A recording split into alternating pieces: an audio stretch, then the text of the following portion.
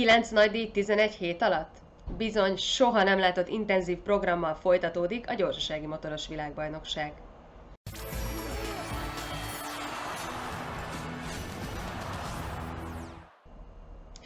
Most ezt is szeptember elején még nehéz elképzelni, hisz Magyarországon is még csodálatos nyári időjárás van, de most szólok előre, kedves MotoGP rajongók, hogy mire legközelebb észhez térünk, bizony már az adventi gyertyák meggyújtása lesz a téma, mert hogy tényleg egy nagyon-nagyon intenzív 3 hónap vár ránk, aminek a végén nyilván már tudni fogjuk, hogy kik nyerték a 2020-as világbajnokságokat. Amikor ezt a videót terveztem, akkor a témák összegyűjtése során a terv az volt, hogy összefoglaljam, hogy mi minden történt eddig a szezon első egyharmadában, de hát ahogy azt már megszokhattuk, az élet általában felülírja a terveket, ezúttal az én terveimet is, mert hogy bár a videó felvételének időpontjában ez még sem a csapat, sem pedig a versenyző menedzsmentje által nem egy megerősített információ, de bizony több forrás is arról számol be, hogy Jorge Martin koronavírus tesztje pozitív lett, és már karanténban van a spanyol versenyző. Ha és amennyiben ez igaz, akkor az biztos, hogy az első misánói futamot ki kell majd hagynia, és szerintem nagy az esély arra, hogy a másodikat is, hiszen a visszatérésnek a feltétele az, hogy 2 negatív tesztet kell majd produkálnia. Nyilván soha nem jön jókor egy ilyen eset, hát pláne nem akkor, amikor valaki a Moto2-es világbajnokság összetett 3. helyén várja a folytatást, ugye holt versenyben Enea Bastianinivel, és csupán 8 pont lemaradással Luca Marini mögött. Viszont hát nem beszélve arról, hogy 2 futam kihagyása, az nagy valószínűséggel ugye a világbajnoki esélyek végét is jelentheti Jorge Martinnak. De nézzük, hogy mi történt eddig a MotoGP kategóriában. 5 futam alatt ugye 4 különböző győztest ünnepelhettünk, ráadásul 3 közülük idén először élhették át azt az érzést, hogy milyen egy MotoGP pódium legmagasabb fokára felállni.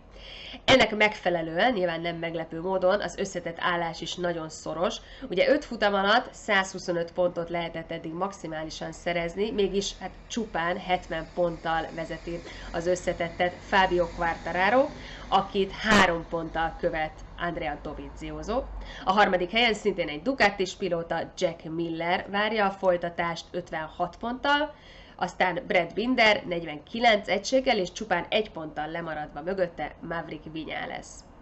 Az eddigi 5 futam alapján gyakorlatilag lehetetlen megjósolni szerintem, hogy ki lesz évvégén a MotoGP világbajnok, és hát ennek a kavarodásnak egyébként több oka is van. Minden egyes helyszínnek, minden egyes futamnak eddig megvolt a saját története, valami olyan kiugró eset, vagy valami olyan karakterisztika, ami aztán befolyásolta a végeredményt is. Ugye Jerezben ilyen volt például a hatalmas hőség, ugye a 40 fokos levegő, a 60 fokos, sőt sokszor afeletti pályahőmérséklet, ami nyilván kihívás elé állította a motorokat, a gumikat, és egyébként magukat, a pilótákat is. Aztán következett ugye Brno, ahol a tapadás teljes hiánya és a csúszós aszfalt volt az, ami mindenkit nehézségek elé állított, és így érkeztünk meg ugye a Red Bull Ringre, ami eleve egy speciális helyszín, ugye egy stop and go pálya, ami alapvetően azért az erősebb és a nagyobb végsebességgel bíró motoroknak kedvez, vagy kedvezett eddig,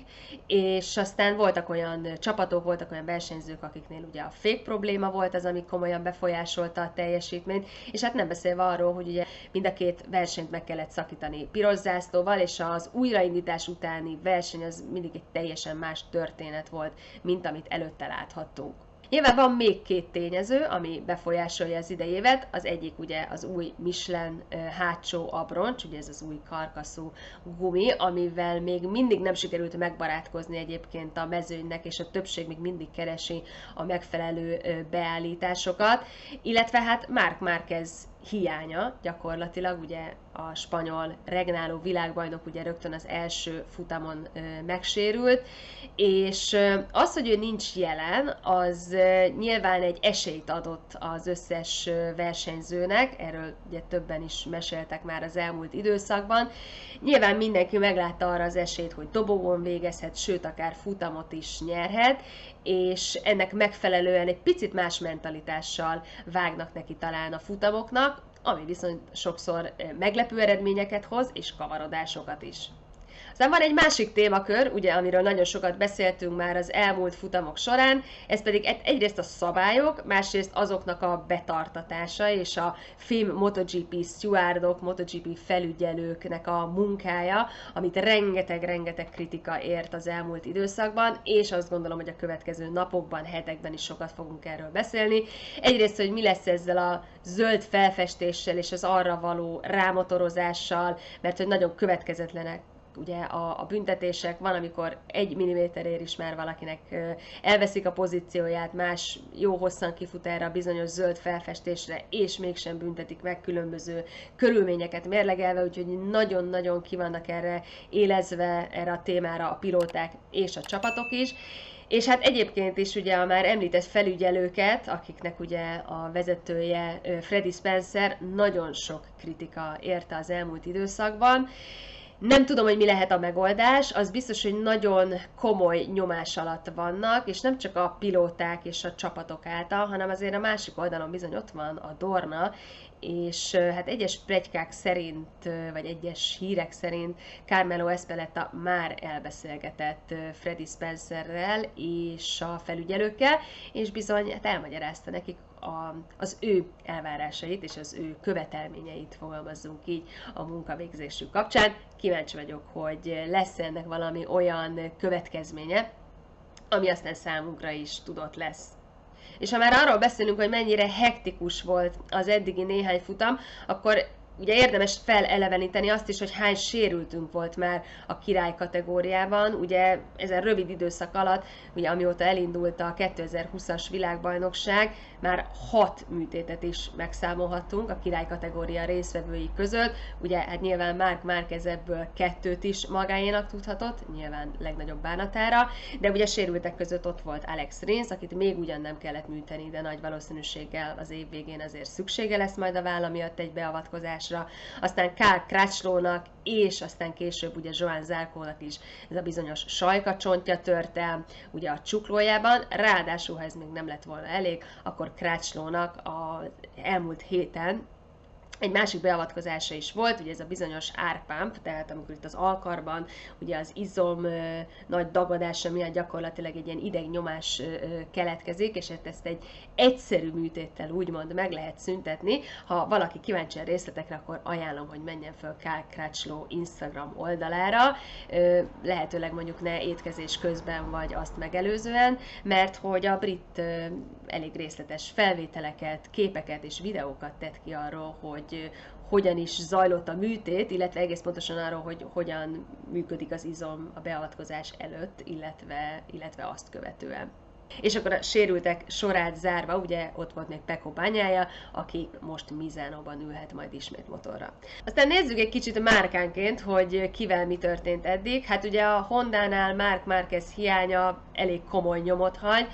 a közelében sincsenek, nemhogy a dobogónak, de egyébként amit maga a gyári csapatot illeti, általában ugye az utolsó helyeken kullognak a versenyzők, úgyhogy nagyon nincs könnyű évük a szárnyasoknak. A Yamahának se sokkal jobb a helyzete, bár azért ott az eredmények jönnek, viszont ugye motor problémákkal küzdködnek már az év elejétől. Ugye Jerezben 3 blokkot is elveszítettek, aztán ugye ismerjük a történetet, hogy kérvényezték a többi gyártól, hogy megbonthassák az egyébként leplombált blokkokat, és kicserélhessék azt az alkatrészt, ami egyébként a gondokat okozza, és ami biztonsági problémákat vet fel, de a többiek ehhez nem járultak hozzá, úgyhogy később a Yamaha ugye vissza is vonta ezt a kérelmét, és remélik, hogy orvosolni tudták a problémát, vagy legalábbis át tudják hidalni a problémát, inkább így fogalmaznék azzal, hogy egy kicsit visszább tekerték a blokkok teljesítményét, de így is azért szerintem nagyon nehéz 9 hétvége vár még rájuk, a szerelőkre pedig nagyon-nagyon sok munka, mert ugye biztosan folyamatosan cserélgetniük kell majd a blokkokat ahhoz, hogy végig tudják vinni a szezont a még meglévő 5 vagy 4 blokkal, attól függően ugye, hogy mely versenyzőről beszélünk.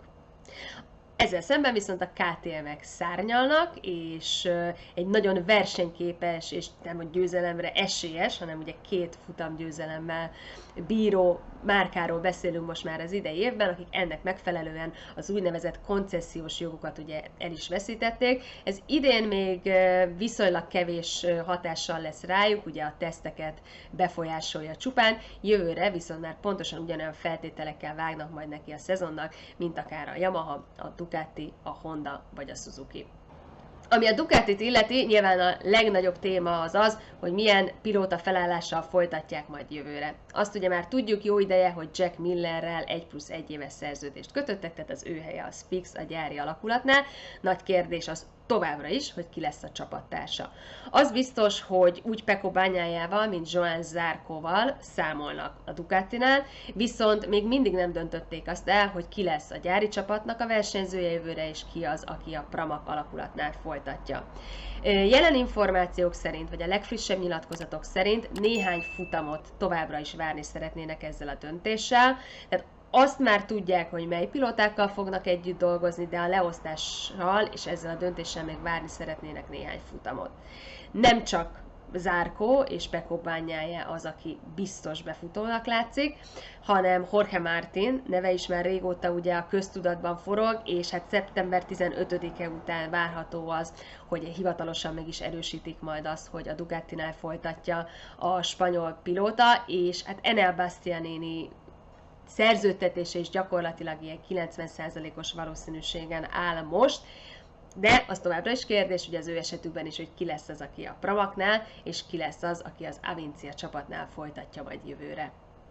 Ja, és hát ha már a Ducatinál tartok, ugye a felsorolásomból azért már kiderülhetett, hogy nem, Jorge Lorenzo nincs benne egyáltalán a kalapban, úgyhogy nem látjuk majd a spanyolt visszatérni az olasz márkán, sőt egyébként szerintem fix versenyzőként sehol máshol sem, de hogyha megnézzük az ő social media felületeit, akkor azt gondolom, hogy Lorenzo is elengedte már ezt a versenyzés témát. Van azonban egy másik pilótánk, aki egyáltalán nem engedte el, ugye Andrea Dovizioso, de nagy kérdés az, hogy talál-e ő még magának helyet. Kérdés, hogy az Apriliához szeretne menni, illetve az Aprilia megengedheti-e magának azt, hogy leszerződtesse Andrea Doviziosót. Ha nem, akkor tesztversenyzőként egyébként, vagy tesztpilótaként nagyon sok márka, sőt gyakorlatilag az összes márka, a Ducatit leszámítva természetesen számítana az olaszra, de semmi nem sietteti az ő döntését. Tényleg az idei évre szeretne most koncentrálni, mert hogy hát mondjuk ki, de azért gyakorlatilag ez az utolsó esély arra, hogy ő még MotoGP világbajnok legyen. És akkor mi vár ránk Misánóban? Hát egyrészt egy újra aszfaltozott pálya, amit nagyon sokan várnak, hogy végre kipróbálhassanak, például Dovizioso, de mondhatnám akár Viñales vagy Quartararot, mind a ketten elmondták, hogy az egyik kedvenc pályájuk a misánói, és a hírek szerint ez az új aszfalt, ez nagyon jól tapad, ugye az elmúlt időszakban egyrészt Dani Pedrosa tesztelt itt a KTM-mel, másrészt Michele Pirro pedig a Ducatival, és igen jók a visszajelzések. A pilótáknak bőven lesz idejük egyrészt bemotorozni magukat, másrészt megtalálni tényleg a megfelelő beállításokat, hiszen a két futam között szeptember 15-én egy tesztnap is várja majd a pilótákat.